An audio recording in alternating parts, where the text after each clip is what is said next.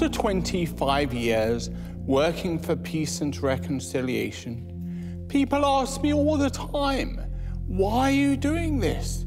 Why are you going to places like the Middle East when you have MS? How can I carry on doing this? How can I not? How can I sit and do nothing while Christians are being burned alive in cages? Girls are being sold as sex slaves. Families are being destroyed. Homes are pillaged. The only way to overcome darkness is by being the light. I'll keep on fighting for peace until my dying breath. To be honest, when I started all this, I couldn't have imagined what it would lead to. Today, our Christian brothers and sisters in many countries are facing persecution and martyrdom on an unprecedented scale. Believers face torture, beheadings, rape. ISIS executed 21 Egyptian Christians. The situation for Iraqi Christians is dire. In Pakistan, Nigeria, India, North Korea, Eritrea, Syria, Iraq, is the worst Holocaust that the world had ever known.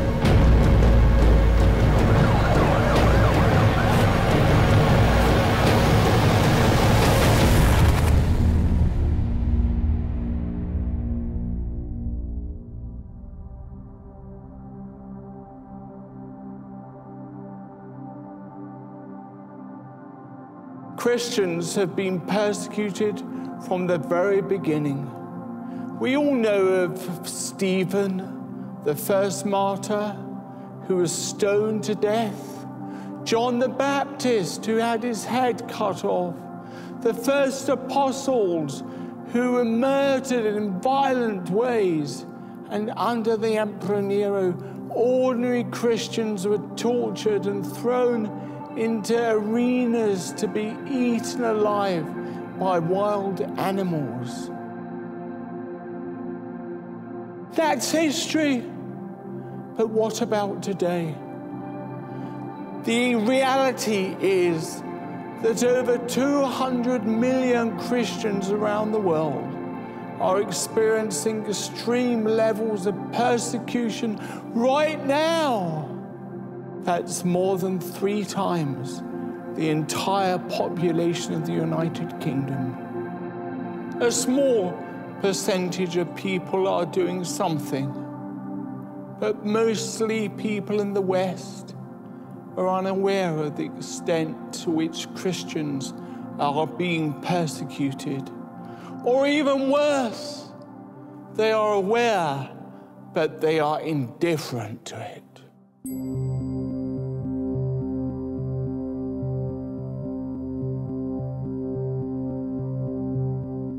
There is over 165,000 Christians was killed for their faith.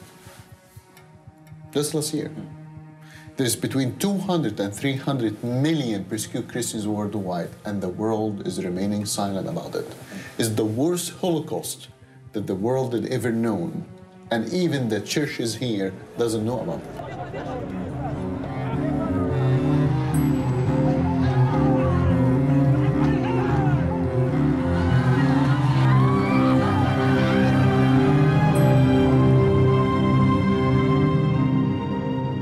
My friends at Open Doors, who work with the persecuted church, compile a world watch list that ranks the top 50 countries in the world where Christians face the worst persecution. And according to their research, persecution is on the increase. It's getting worse.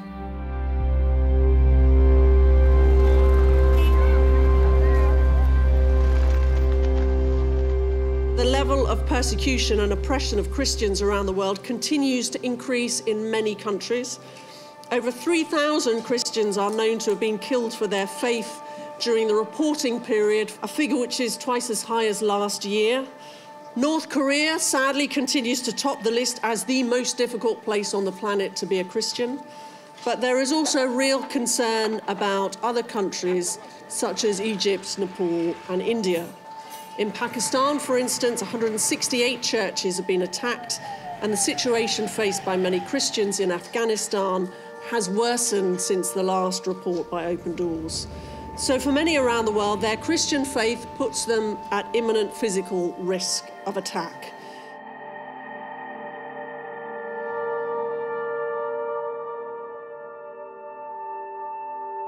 When we talk about persecution, you need to know that it differs in intensity from place to place.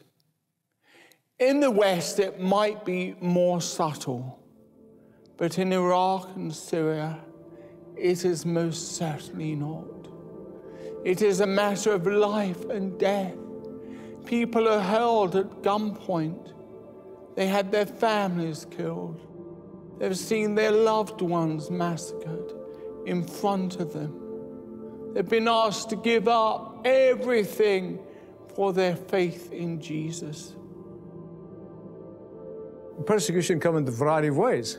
In the Middle East, particularly under ISIS, it comes in the cruelest way of burning people inside a cage, crucifying them, children, particularly in front of their parents. In the West, we're a little bit more polite. The persecution form varies. People lose their jobs, and people basically can lose their dignity, they can lose their position in society, wherever it may be. But that's kind of, it's a persecution, but it's kind of has a nice package wrapped around it. But it's persecution nonetheless. We would say that persecution is any hostility that people experience as a result of their attachment to Jesus Christ. And we talk about the smash and the squeeze. So the smash, as you'd expect, tends to be the sort of things we read about in the paper. Murder, execution, kidnapping, imprisonment, rape, forced marriage, those sorts of things. The squeeze is actually much more pervasive and much more insidious, and that is about gradually removing people's rights to live as an equal citizen within the society. You know, there are a whole number of ways in which your freedom is just gradually squeezed and you're gradually suffocated, basically. The squeeze often results in a smash. So the squeeze can go on for many years, and gradually people are withdrawn from society and then imprisoned and then tortured and then killed and so on. So the two do go together. And I think a lot of Christians in the West don't understand what it's like to live in a society where your basic rights are gradually being taken away from you. Nowhere is Christianity more steadily and systematically under fire than in the Middle East, which is where I've spent the last 25 years of my life. Why are Christians in such danger? There are many reasons, but the bottom line is Christianity in certain countries in the Middle East may die out completely if we do not do something. There are three main reasons why Christians are being persecuted.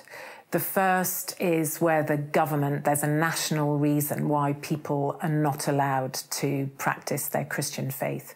So in a country like North Korea, Kim Jong-un is considered to be a god, as is his father and his grandfather. So anyone practicing Christianity or any other faith, come to that, would put their faith above Kim Jong-un and the prevailing ruling party. So that's a main reason why Christians are being persecuted in countries like North Korea. So they're under surveillance. There are 70,000 Christians being detained in detention camps in North Korea at the moment. The second reason is around religious persecution, particularly in countries where Christians are in the minority. So, for example, in Niger, which is 98% Islamic, Christians come under a lot of pressure from the Muslims in their community, are often killed, driven out of the village, and so on. In India, which we're becoming increasingly worried about, Hindu nationalism is on the rise. So there's an increasing amount of persecution of Christians from Hindus across the country, churches being burnt, pastors being killed. The third reason is just where there are very poor human rights, and people just aren't able to exercise the freedoms that we would usually take for granted. So in Eritrea, for example, there's a real absence of freedom of speech and human rights, and Christians are being severely persecuted there. So Eritrea is actually number 6 on the list this year.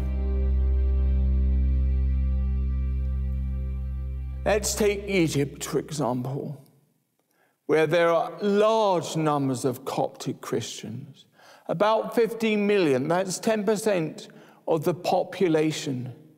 They've been facing increasing violence over the years. The latest atrocity that made international headlines was on Palm Sunday in 2017. 2 bombs went off in different churches. 49 innocent people were killed. Egypt's president declared a 3-month state of emergency following terror attacks on 2 separate churches Sunday. The attacks killed at least 44 and injured more than 120. Security cameras showed this suicide bomber outside St. Mark's Cathedral in Alexandria just before he blew himself up. 2 hours earlier, a bomb went off inside St. George's Church in Tanta during their Palm Sunday service.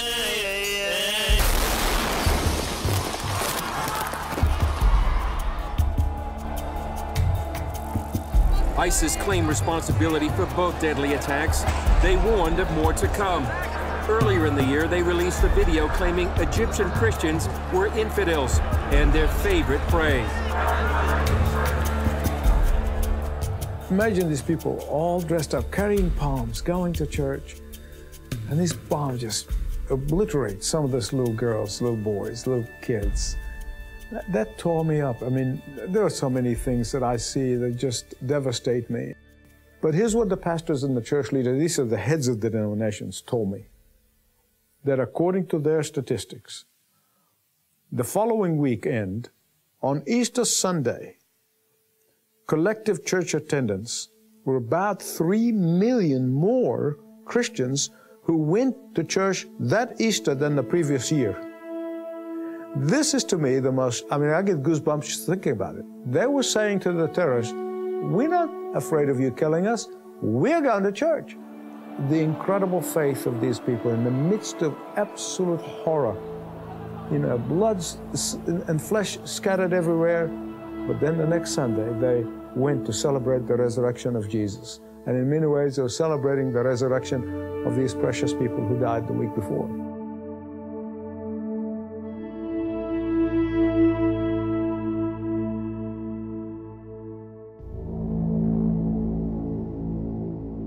The Middle East is where Christianity started. Here we find the ancient churches that the West knows little or nothing about. These brothers and sisters of ours have been living in the lion's den for centuries. Like the Coptic church in Egypt, like the Syriac church. Many of my peoples from Iraq are from these Orthodox churches.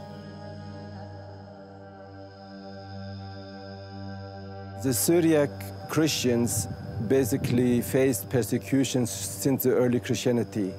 And because of that, they're also called the Church of Martyrs, the Church of Persecution.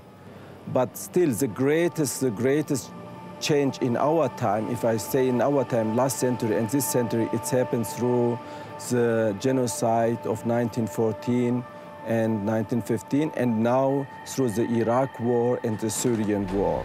If we look at numbers, if you let the numbers speak as a factor of the impact of this 100 years history, before 1914, at the end of the 19th century, The Syrian Christianity, it was present in Turkey, it was present in Syria properly, it was present in Iraq. But now, 100 years later, we came to a situation where we're just about symbolically still present. And now it's disappearing, disappearing and disappearing.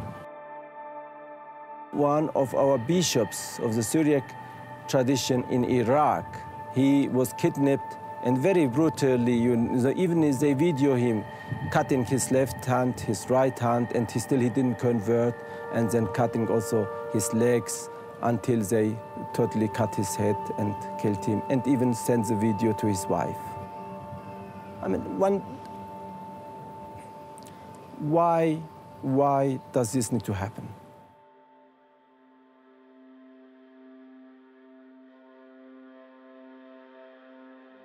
Even in Israel, it's not easy to be a Christian. To head up a Christian ministry here, you've got to be deeply committed to Jesus and his people.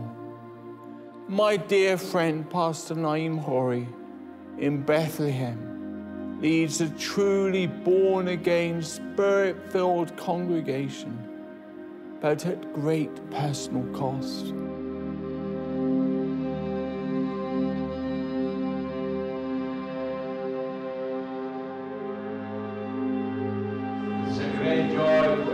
House of the Lord tonight and worship in the city of Bethlehem, the birthplace of our Lord Jesus Christ. We give all the glory to God tonight.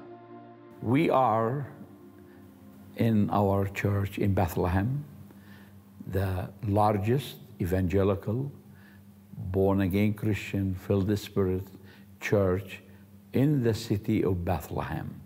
I started this church 40 years ago.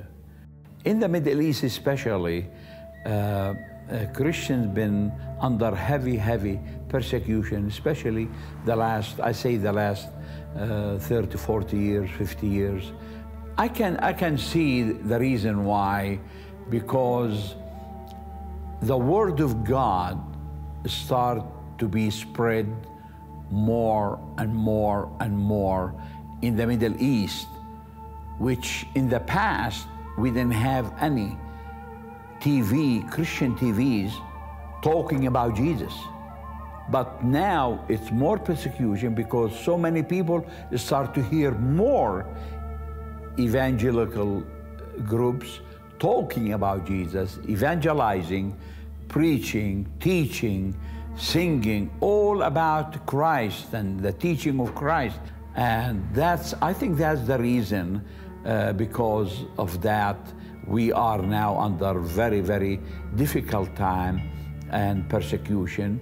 Even here in our church was bombed 14 times, and I was shot 4 bullets, and one hit my left shoulder, and I'm still alive, hallelujah. These churches, these Christians are our family. Would we not do anything to make their suffering a bit more bearable? We have to ask ourselves, are we going to ignore their plight because it's inconvenient? It makes me think of the story of the Good Samaritan. A man had been attacked, and all the religious people simply walked past him. They just pretended they did not see his suffering, because to stop and help him would have been inconvenient.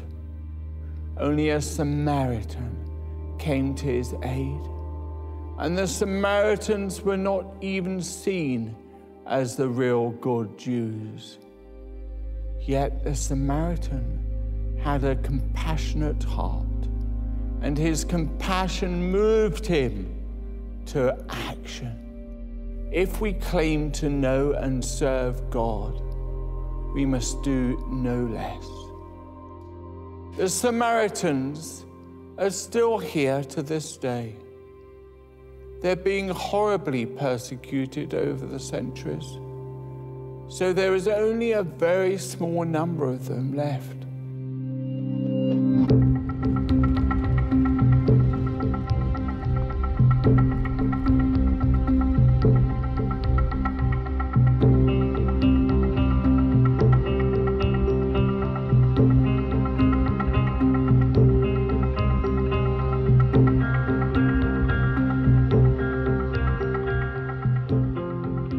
The number of the Samaritans before 3,000 years, 3 million. When the Israelis split two kingdoms, South Judah, capital Jerusalem, North Israelites, capital Shechem, Nablus.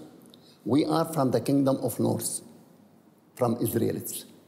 In this time, when the Israelis split, the number of the Samaritans, 3 million people.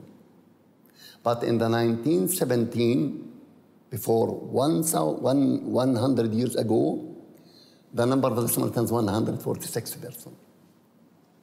If you want to ask me why, because Assyrian, Babylon, Parsim, Yavanim, Romaim, Byzantium, Muslim, every country came here, killed the Samaritans.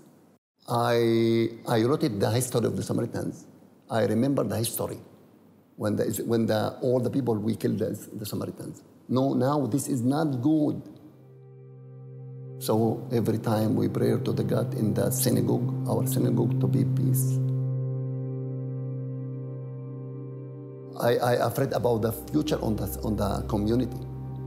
The Samaritans, we haven't land, we haven't business. Half from the Samaritans, we don't work. This is realist. We have 3 passports now, Palestinian, Jordanian, Israelites. This is help us. But until now, we need many things.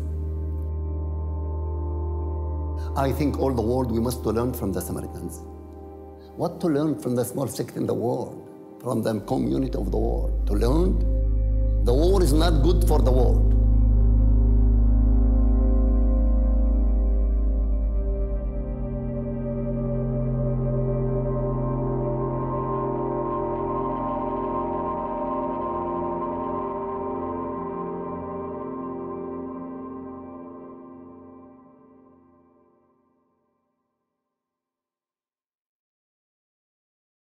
I worked in anesthetics and surgery, as you know. I was a gas man from South London. But then God called me to become an Anglican priest. And as a priest, I realized how important it was to make peace between religions. So this was my calling, to be a priest and a medic. I studied at Cambridge. And for 4 years, I had great interest in Judaism and visited Israel a lot. And there it was prophesied that my life would be devoted to peace in the Middle East. So naturally, I assumed my work would be in Israel and the Palestinian areas. I never thought that God would send me to Iraq, of all places.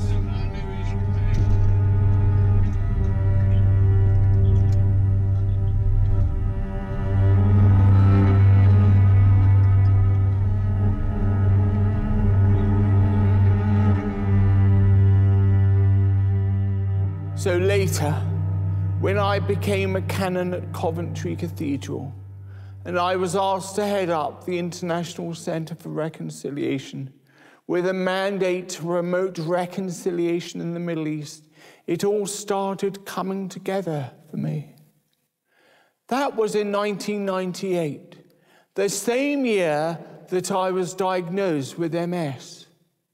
From then on, I had 2 battles to fight, one with my own body and the other for peace in the Middle East.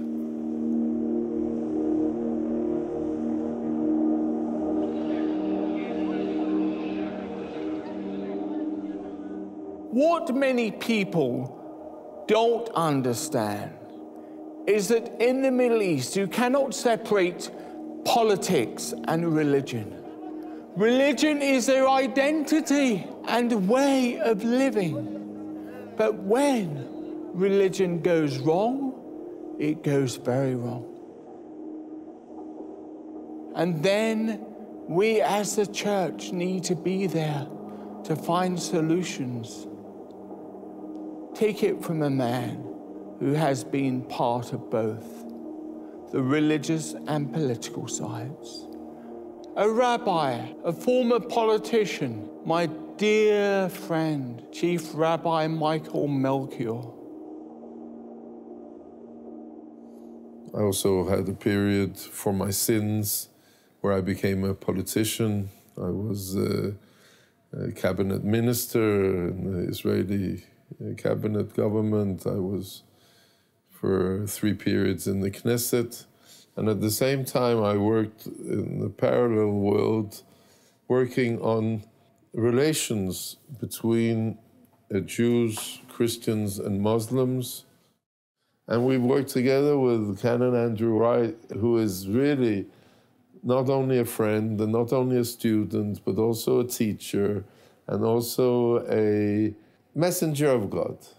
A messenger of God who has devoted his life, endangered his life, put his life on the line for so many years, in the same spirit, to fight for those who are oppressed. But to fight for them is not only to save them physically, to save them spiritually. It's also to build a new civilization together. The vast majority of the peoples here look towards religion as their major source of identity, of belonging. And therefore, if you say to people, you have to choose between peace, which will be a secularization, it will be something which will change the place you're living in. It will be a secularized society, totally.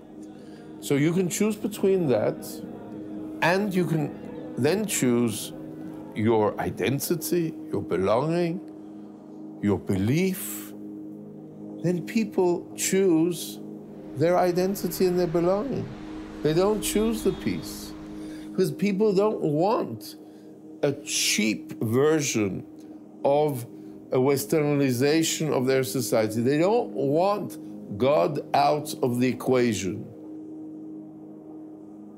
So I go and speak to people who are supposed to be my enemies, different religious leaders. I even invited ISIS to dinner. That didn't go very well. They said, yes, we will come, but afterwards we'll chop off your head. Why do I go and speak with my enemies?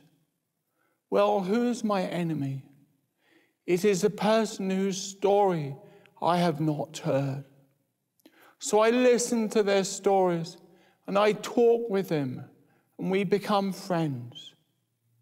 And if we are friends, we can make peace. There are many of us who work together, like Chief Rabbi Michael Melchior. He has worked very closely with me on many peace negotiations. The biggest was the Alexandria Accord in 2002, where we managed to bring together more than a dozen senior Christian, Jewish, Muslim leaders who pledged to work together for a just and lasting peace in the region. I had some good relations with my Palestinian counterpart, who was a minister in the kind of Palestinian government, who was a religious leader, very, very thoughtful and important. And that was when we decided to make Alexandria, to have the first summit meeting. And nobody believed it could happen. It was at the peak of the Intifada, when everybody was just, nobody was talking, everybody was fighting each other. We brought together all the leaders, made the Alexandria Declaration, which was inspiration for the whole world. Only a few people knew about the Alexandria Accord because the media was too scared to report on it. They thought we'd all blow each other up, but we didn't. As a result of the Alexandria Agreement, we set up youth centers in Israel called Mosaica. And my friend, who is also Alexandria participant, Sheikh Imad Fallujah, set up brother and sister centers in the West Bank. He actually was one of the founders of the Hamas and a trusted member of Yasser Arafat's government. These centers are still going strong today, 16 years later. أنا أقول إنه يجب حل قضايا الشرق الأوسط بالطرق السلمية حتى نحاصر كل الأفكار المتطرفة. لا يمكن أن تنتهي الأفكار المتطرفة طالما بقيت الأسباب التي وجدت لأجلها.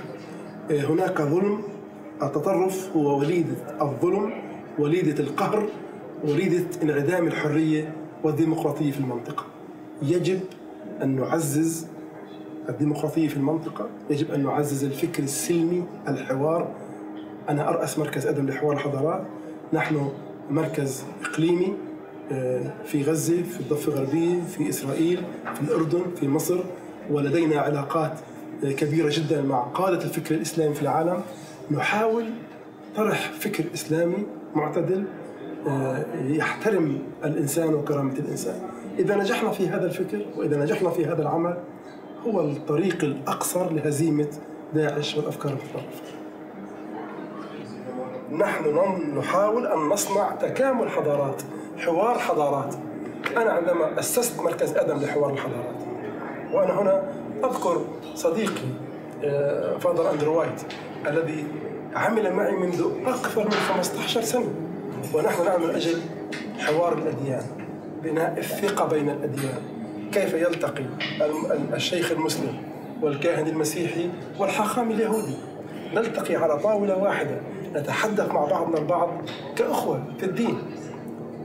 وبالتالي هذه الثقة بين الأديان إذا تعززت وإذا نجحنا فيها، أعتقد بأن نحن نكون قطعنا شوط كبير جدا. وأنا أقول نحن نجحنا، نلتقي سويا في كثير من المؤتمرات، نضع أفكار وخطط. أنا أقول للغرب انتبهوا إلى ما نقوم به نحن من عمل. نحن ما نقوم به من عمل أقصر الطرق للسلام الحقيقي.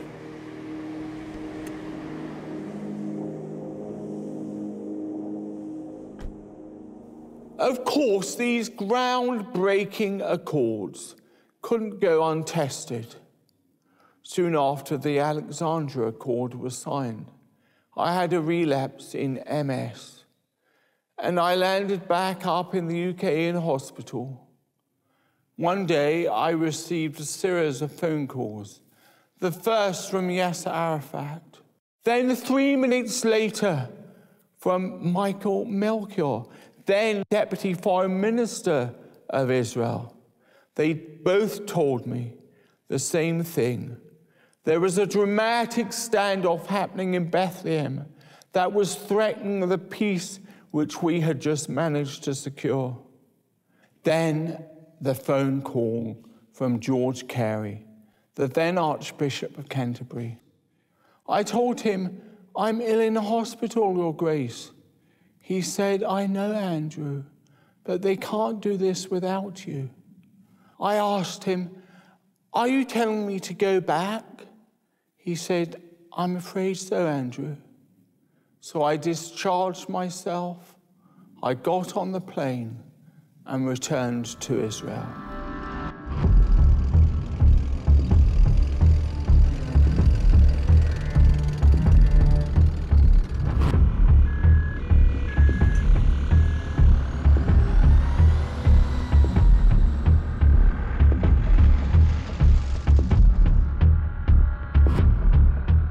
When I got there, the situation was so intense, it was a time bomb that we had to defuse. The Israeli Defense Force had invaded Bethlehem and captured Palestinian militants. Dozens of them had fled into the Church of the Nativity. There were 200 civilians in the church, 12 of whom were monks. And the Israeli Defense Force thought that these people had been taken hostage by the militants. This was a siege which lasted many, many days. It was on the front page everywhere.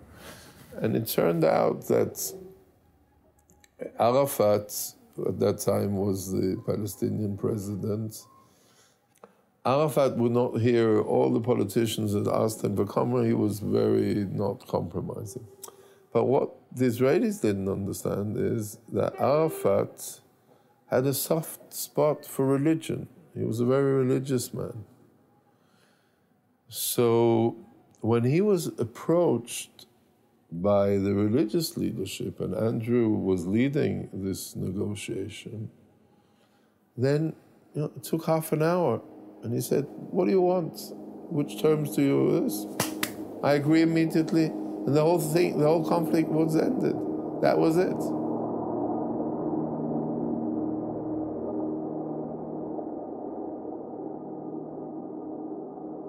For most of my time in the Middle East, I was based in Iraq. I first visited the country in 1997 to try and form links with the Iraqi leadership. During that trip, I visited St. George's Church, the only Anglican church in Iraq. It was closed, dirty, and the only living things in the church were a few pigeons flying around. I started living permanently in Iraq in 2003, and one of the first things I did was to restore St. George's and reinstate regular services. God says to all of us, "Come to me, let me take thought here." Allah al-Rahim. Amen. Due to my high profile in the country, and due to the fact that I was seen as anti-war and anti the sanctions that Iraq had been under for 13 years, I was invited in 2002 to the most unpleasant dinner party of my life. A meal with Saddam Hussein's two sons, Uday and Qazi, because they wanted to see what I could do to prevent war. Those were difficult years. Everyone lived in terror of Saddam. And then the 2003 war broke out. All the decades of deceit and cruelty have now reached an end. Saddam Hussein and his sons must leave Iraq within 48 hours. Their refusal to do so will result in military conflict.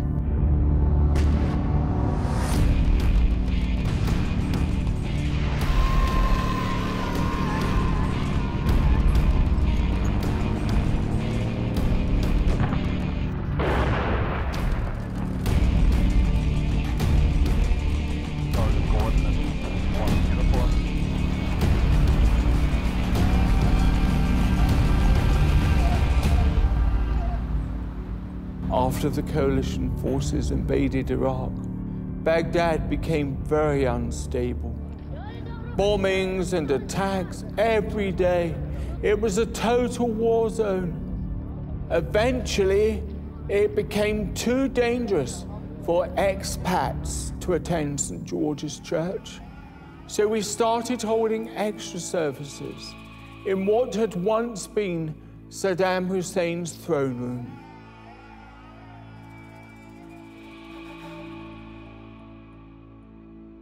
I myself was kidnapped in 2004.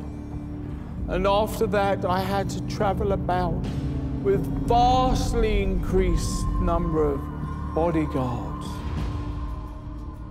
Is it dangerous just to sit around here like this? Yeah, really dangerous. No.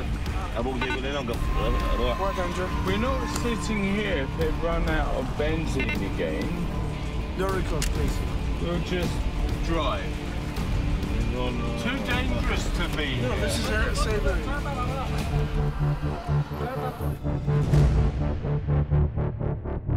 Come on. The next car is coming. No, forget it. It's dangerous sitting here. But during the war, by 2005, St. George's Church had grown, and we had 6,500 people at the services each week. We served everybody. We had people from all denominations. They were all my family. We saw angels, healings, and even had the dead being raised to life. It was a glorious time in the midst of destruction. The Lord is here. We're going to read Philippians. You know that He's glorious. I must admit, I was in favor of the initial war to overthrow Saddam. But I was terribly wrong. Iraq after the war was far worse. I mean, after the coalition left, it really started to fall apart. Terrorist organizations rapidly established themselves.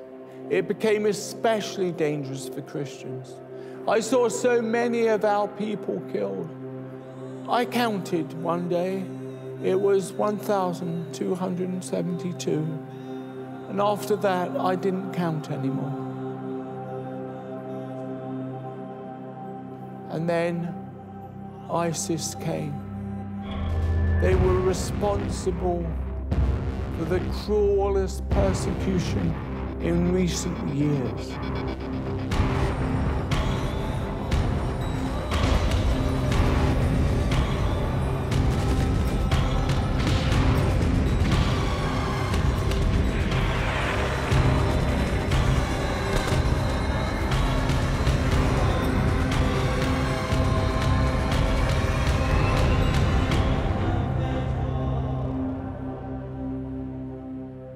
قمنا بها أن ننتصر عليه.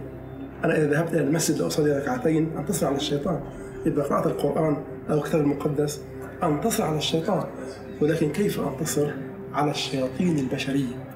هذه التي يعتبروا تلاميذ أذكياء للشيطان الأساسي. هؤلاء هم الشياطين الذين نحن نعاني منهم. هؤلاء الشياطين الذين يحملون أفكار خطيرة جدا.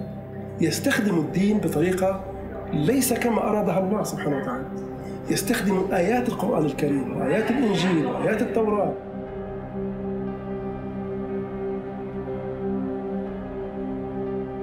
So they set about systematically destroying Christian communities and churches across Iraq.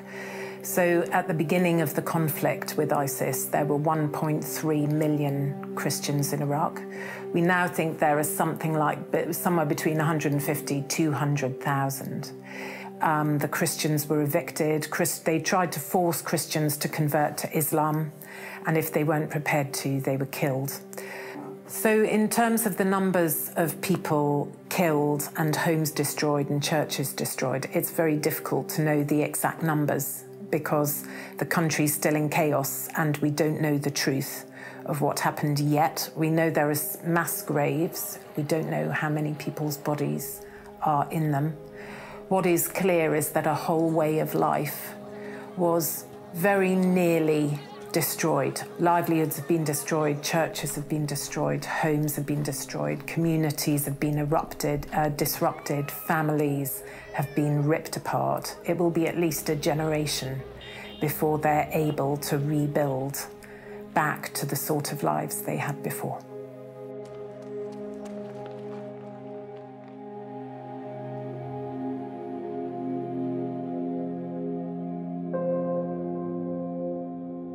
We believed after the Holocaust that that was it. Humankind would wake up. You can't do new crimes against humanity. You can't have, again, whole peoples wiped out. But like we've seen now happen country after country. And yet, what do we see? We see this happening all over the world today. We see what's gone on in Syria, in Iraq. And it's devastating. And nobody can say that they don't know. You know, during During the Second World War, during the Holocaust, the leaders all knew, but the people didn't know. Now we all know. We all know because it's on the television screen in every single home.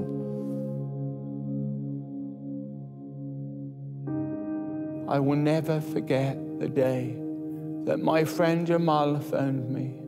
He told me that Daesh, ISIS, had been at his house and had threatened to kill his children unless he renounced Jesus. I did it, he said. I renounced him. Jamal said, but I haven't really left Jesus. Do you think that Jesus will ever forgive me? I said, I may have done the same thing to spare my children from being burned alive in a cage. The next day, the story was a lot worse, and I really struggled to tell it. This time, ISIS came to the children and not the parents. They said, will you accept Islam as the way of God and Muhammad as the greatest prophet? The children refused. No, we won't leave Jesus, they said. We love him. ISIS killed them all and chopped off their heads. Do you know what the worst part is? There are hundreds, if not thousands, of stories just like that one. اجانا تليفون احنا من شخص مجهول، يعني قال الموصل راح تسقط خلال 24 ساعة 48 ساعة. يعني احنا بهذا التليفون مال هذا الشخص بلغنا به الحكومة المركزية وحكومة إقليم كردستان. ورا أسبوع الجيش العراقي قام ينسحب من الموصل، دا يجي يمنع على القرى المسيحية اللي كان بها كراد تحت سيطرة الكراد يعني للإقليم كردستان. الكراد هم انسحبوا وطبوا داعش على القرى المسيحية. يعني أنا جاوي علي على البيت الصبح، يعني ثاني يوم قالوا نريد نشوف منو نحكي معانا ويا واحد. قلت له احكي معايا. قلت له تفضل. قال لازم تعطون كل شهر جزية على كل نفر 400,000، يعني بحدود $300 على كل نفر، أو تستسلمون، يعني أصير معاهم أستسلم وقاتل معهم. قلت له أنا ما أستسلم وأبقى على ديني، لأن أكو آية تقول لي ديني ولي دينكم. أنا ضربته هون بكلاشينكوف بالرقبة، فقدت الوعي، ما عرفت شو صار. بعدين من ذبوا ماي علي لقيت نفسي معلق تك رجل، يعني عندهم مركز قضاء الكيف، مركز شرب. 45 يوم هو عندهم بالسجن كنت، يعني بالتعذيب، يعني اخذوني من البيت وهم علقوني، يعني مثل ما قلت لك قبل شوي، يعني صار ضرب بالصوت وبالصاعقات كهرباء. يعني حتى مرة جابوا طفل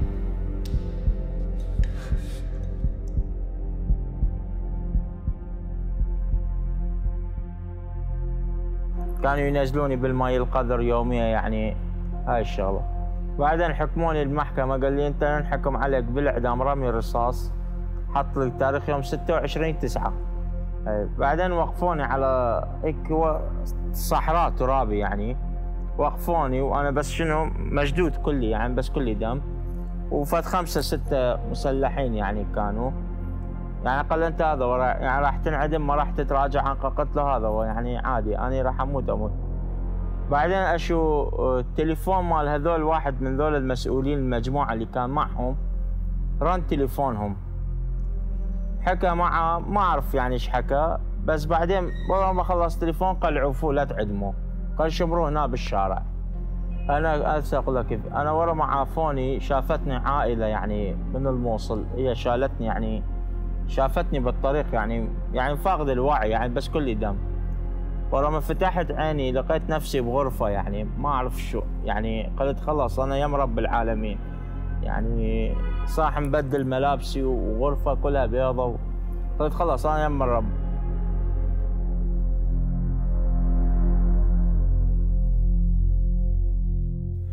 I didn't want to leave, You know, I used to say to my people, don't leave me, I'm not going to leave you. But they did leave Iraq. You can imagine thousands of people fleeing for their lives. You saw the pictures. They actually lived it. Meanwhile, I had $157 million bounty. A fatwa placed on my head by ISIS. I was wanted dead or alive and was ordered by the Archbishop of Canterbury to leave Iraq. In other words, to protect my life.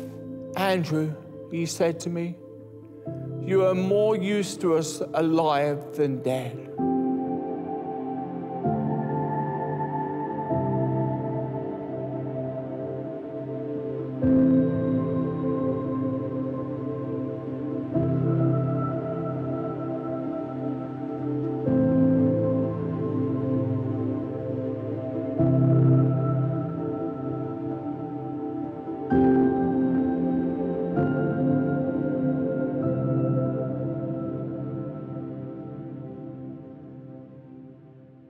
I left Iraq in 2014 and set up base in Jordan. Then something amazing happened. There I was in Amman, and within a few weeks, my people who had been in Mosul and Nineveh started fleeing to Jordan. So we were reunited not in Baghdad, but in Jordan. And that is where I am these days, taking care of those still in Jordan who survived ISIS. I'm traveling literally all over the world, raising global awareness of the persecuted church. And I'm doing it with so many other dedicated Christian leaders, like Father Khalil, who oversees our church in Amman and has taken in refugees. We also have a school, a housing relief project, as well as a medical and dental clinic, which Rabbi Eckstein from Israel and his charity, the Fellowship of Christians and Jews, have recently started to help us finance. You know, when they first come here, and always we have new arrivals, all the time we have new arrivals. They came here very sad, first because they left everything. They came here with nothing. And you know that winter is very, very cold in Jordan, okay? They suffer too much. They come to me and they ask help because really they feel that they are unable to support their family. Don't forget that they are not allowed to work. They don't have money. So my question, how they can live with human dignity?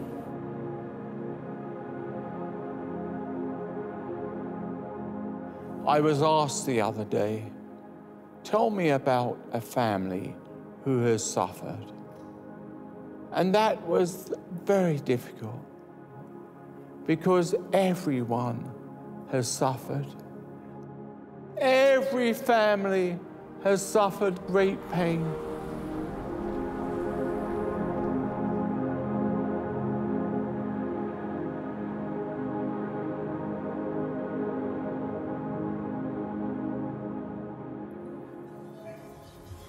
داليا بهنام كنت عايشة ببرطلة يعني من قرية سهل نينوى حاليا مهجرين بعمان. I'm Maryam. I'm Maryam Ala from Iraq, Bartella. I was live in this town. It's the town in north of Iraq. Near to Mosul, maybe 21 kilometers. ثوابا حيلة طوائف. ثوابا إسلام، ثوابا مسيحيين. ثوابا نوع من اليزيديين، قليل من اليزيديين. تعايش موجود يوم. بس نفس الوقت قسم من الناشي لبن كوميو. سهام بطرس شابة من العراق، من الموصل قرية برطلة. وإحنا أخني بلطلان من مافتن بطر أحداث يحصل الإرهاب ويدعش. And then I will leave with my family to Erbil. Also, it's north of Iraq. In this day, it was the bad day in whole my life. الليلة السوداء، الليلة ليلة كومتا. بابا يا ليلي، ساعة 11 مات كامل ما يعادل 1500 مسيحي، كلهن عرقهن وعفن، بس شم يحس الطلقات. فجوري فيل داعش كلهن عرقهن. بويا ليلة عبيران أرخت بلقي شيثة بشلة مانيش ياثة. هل دعبيران الأربل كم مستقبلي لن إيتاثة مليهن إيتاثة درتد إيتا شوارع دربيل مليهن ناشط ويهم شوارع ليلة واثة. داعش قل كل منطقة وش قلين أملاك كلين ناشي وكلين بيثوثين وكلين ينظرين. لا أكيد كلين بلطن بشة ولا ختامة، لأنه يدعش يلي جملة إلين والعالم كلين أرقين ولا خلا بشفتامة بيشن بس الرابع عمر وبس، يعني هذا اللي بندرقي. كم أسرين أكيد وكم جبريهن مشلمي حيلة من كم عذبيهن لغبن مشلمي قتليهن ومن الناس حيلة كم بهدليهن. يعني إحساسي ليه بدي أوصفني، لأنه لبش ليبن أصلاً حيسخ مني، لأنه داعش ليش قل لي بس أملاكا وأموالا، إيش قل لي حيلة من ديانة، يعني مش مهم من أملاكا وأموالا، لأنه مفارقا عن عوائلا، عن خوافا، عن نشوافا كلهن، كده خبش الديرة يعني كده خبش بدوكا خلنا لبش كذا خلنا أخباري لبش احتمال لبش مدقق يعني أبداً لا مناسبات لا بأحزانا يعني حتى يعني مستقبلاً قمقني لي.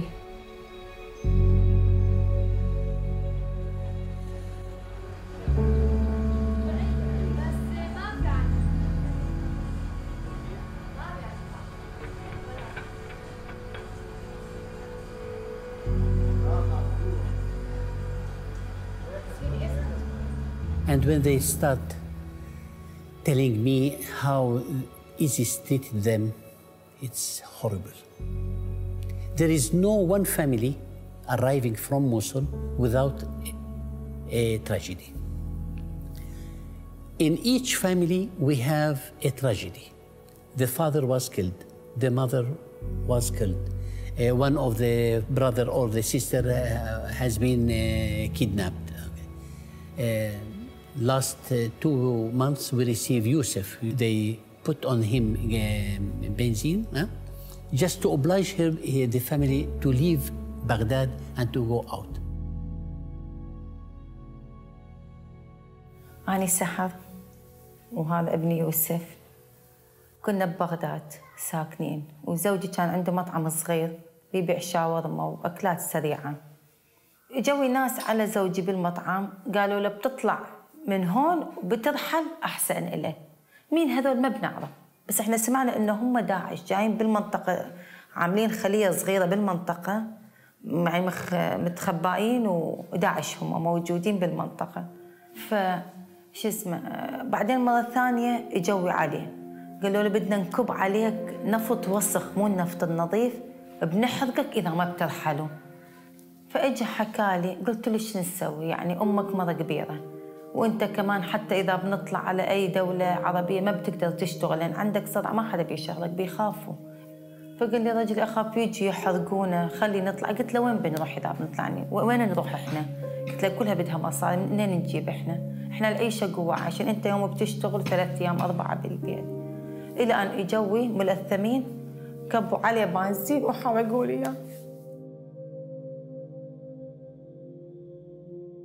طلعت بالباب مال البيت، طلعت وحاطين حرف نون على الباب: انتم مسيحيين نكسين، انتم مسيحيين نكسين. زين، ظلت شوف اروح بالدوام بسكر الباب وبقعد. وين اروح؟ قلت اسلم امري لله، هو بيحل لي اياها. لما طلعت على صريخ بالباب كله كان يشتعل بالنار. حاولت اطفيه وركضنا بيه على المشفى بعد ما رجعنا للبيت. بعدين دغري اجينا على هون. كثير بيصير اعصاب، بيقول صرت هيك مشوهه انا، بعد ما بقدر اصير، احس نفسي مثل الشباب. قلت له الله بيدبرها. مرات احس اني المذنب، اقول لو يعني مسافرين من البدايه. بعدين اقول يجوز هذا امر الله، هو كتبه نشوف هذا الشيء.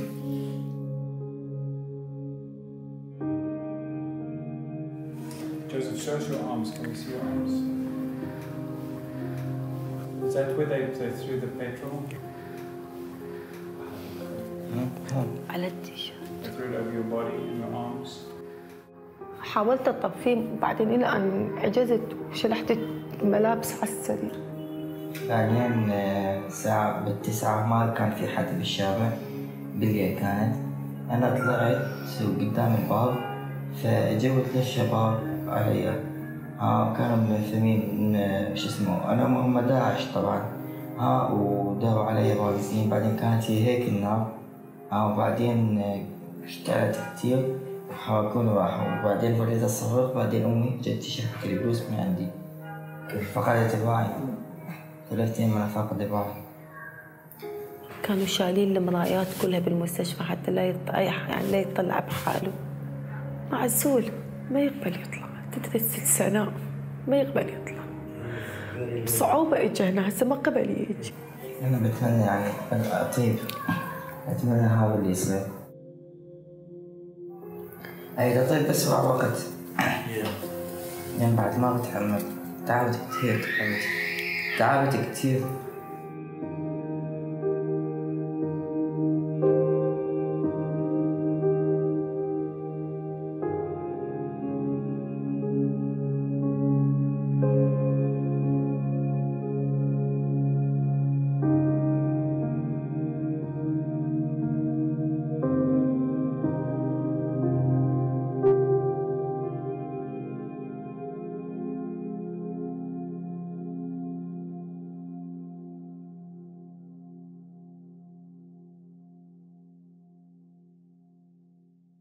For the time being, I have almost 600 families depending totally from the help of the church.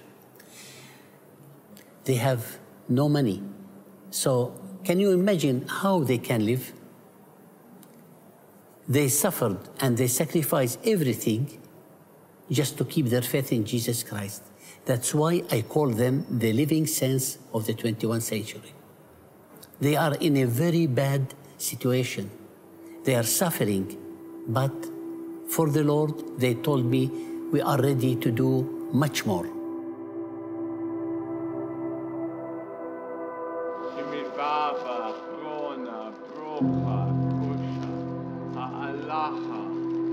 Lord Jesus, heal you. The situation in the Middle East is very complex. I don't pretend to have all the answers, but I do know that loving our enemies is a big part of it, and loving our Christian brothers and sisters, coming to their aid, helping them like the Good Samaritan did, we must do. Pretending it's not happening is not doing anything. It's not the answer. Silence, indifference, and denial are not a response. They are a major part of the problem. We cannot stand by and watch a generation of believers being wiped out.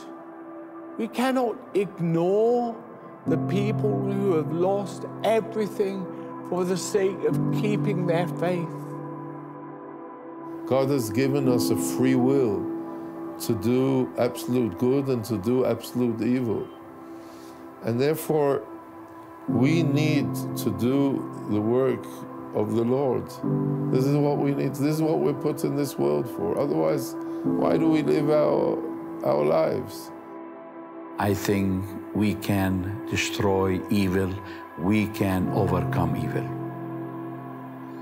By the way we live, by the way we talk, by the way we walk, by the way we act, by the way we treat people, by the way we handle things around. I mean, it's so important for us as a Christians to have our life really glorify the name of the Lord Jesus Christ. We have to come all together. It's time to stand all together and to give a good testimony to all over the world that our faith in Jesus is the only way to make big change in this world. I hope that we as a Christian can come together.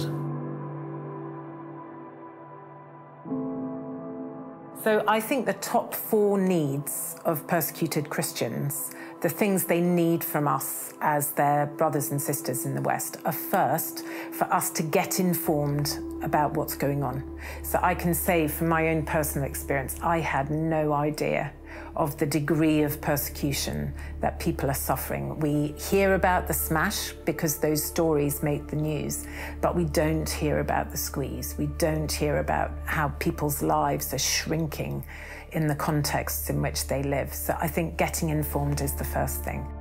The second thing, we need to pray for them.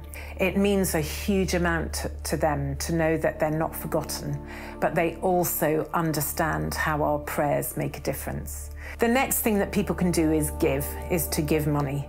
So for lots of Christians in countries where they're experiencing persecution, it's not possible for them to get work. So we were talking earlier about the refugees from Iraq and Syria who've ended up in Jordan who are unable to work there. So refugees can't find work, but people within country are not able to work either. So there's a lot of practical support that is needed in terms of providing the basics like food, shelter, medicines. We also need to keep providing Bibles and Christian literature. So the growing church in these countries, these secret believers, are so desperate for Bibles. And as they share the news of Jesus, they want to be able to give Bibles to others and so on. We take the Bible so much for granted, but it's gold. And it's gold to people in these countries. So we need money to be able to do these things. And finally, we want to bring pressure to bear on people in power to encourage them to ensure that in all these countries, Article 18 of the UN Declaration of Human Rights is actually being lived up to within the governance structure of the country. So Article 18 says everybody has the right to religious freedom, to change their religion, to talk about their religion, to express their beliefs. But many, many, many of the countries on the World Watch list, even if they've signed up to the declaration and so to Article 18, are not practicing it. And so we want to see governments in the West exert pressure on those governments to do so. رسالتي لناشدي نقشيلي أنه المسيحي دائما قلبه طيب لي حتى من ند عدوه. المسيحي قلبه طيب حتى من ند عدوه. وأنا متعدين إلا أني آيسس بس مشيحة كامل سامحوهن. انت رح تسامح هدول الناس عملوا فيك هيك؟ أنا سامحتهم من زمان، سامحناهم. يعني اللي مريت الوضع، يعني الله كتب لي حياة جديدة، وإن شاء الله يصير خير وسلام بكل أنحاء العالم. إحنا نتمنى هذا الشيء يعني بالحياة. رسالتي دا كورين سورايد عالم بأنه الثبتي بإيمانين ومسيحيتين بيسوع المسيح، ولعي فخلي مهما مضطهديلا وأون يسوع يميري مضطهديتم سبب شمي، فأروقهم دكفد مضطهديخن أروقهم لخضريتم صمخن. عندك القوة إنك تسامحيهم؟ أكيد. ما أعرف أعقد، إحنا ما أعرف، إلا أنا ما بعرف أعقد على أحد أبدا. أقول هاي أمر من الله، إنه أشوف هذا الشيء بإذني راضية بحكمة الله. أنا مسامحة أعدائي، لأنه ربنا المسيح بالإنجيل إذا أعطاك هذا الخد أعطيه الأيسر.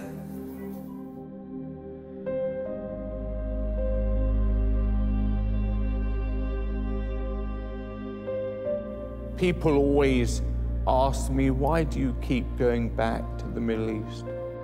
I'll say it again. How can I not? How can I just sit by and do nothing while Christians are dying, while their lives are being destroyed? I will not sit back and do nothing. I will continue to devote my entire life to relieve human suffering. I will fight for peace and freedom until my last breath. I always tell them, the question is not what am I doing? The question is, what are you doing about it?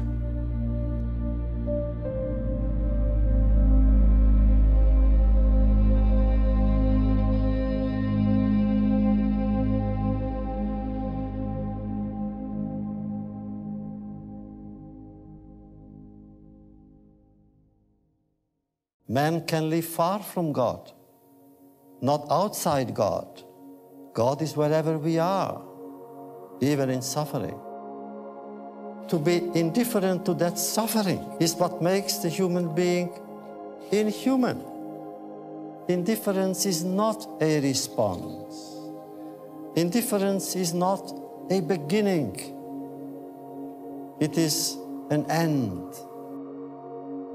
Indifference is always the friend of the enemy, for it benefits the aggressor, never his victim, whose pain is magnified when he or she feels forgotten.